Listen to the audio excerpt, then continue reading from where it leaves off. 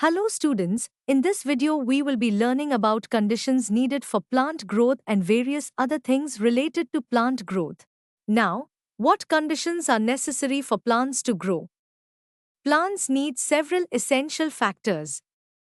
Water, it helps cells enlarge and is needed for enzyme activity inside the plant.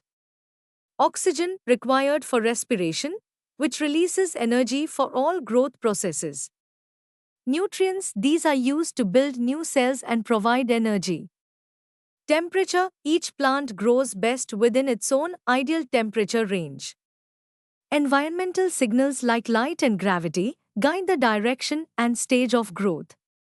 So, for a plant to grow well, it needs the right growth type, a good rate, and all these important conditions working together. So, how does a plant form its different parts? This happens through a process called differentiation. Meristematic cells mature and develop special structures to do specific jobs. For example, tracheary elements in xylem lose their protoplasm and develop lignocellulosic secondary cell walls. Their main function is to transport water over long distances under tension. Now let's learn about dedifferentiation. Dedifferentiation refers to the process where differentiated cells lose their specialized function and regain the ability to divide, returning to a meristematic state. For example, cells in mature tissues, like parenchyma, can dedifferentiate to form interfascicular cambium and cork cambium. These cells regain the ability to divide and later contribute to the growth of new tissues. Later, these new cells can go through redifferentiation, in which they lose the ability to divide and mature into specialized tissues that perform specific functions. Some tissues formed through these processes are secondary xylem, also called wood, developed by the activity of the cambium. It helps in the transport of water and minerals. Secondary phloem forms tissues responsible for transporting food and nutrients. Periderm includes cork and cork cambium, which protect the plant from environmental stress. Sometimes things go wrong, like tumors. Do you know what a tumor is? A tumor arises when cells divide uncontrollably. Tumors in plants are often caused by genetic mutations or external stimuli, and unlike normal growth, they result in unregulated division. In labs, scientists use parenchyma cells in tissue culture. This process is called dedifferentiation. It is used in plant tissue culture to grow new plants or tissues from a single cell. This flexibility is called open differentiation. The final structure of a cell depends on its position within the plant and the signals it receives from surrounding cells.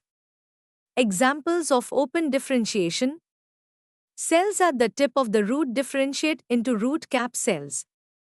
Cells near the periphery of the root or shoot become epidermal cells. Vascular tissue cells, xylem and phloem, differentiate based on their position in the plant. Now, let's learn what is development. Development is a term that includes all changes that an organism goes through during its life cycle, from germination of the seed to death of the plant. The process starts with a meristematic cell, an undifferentiated cell capable of division.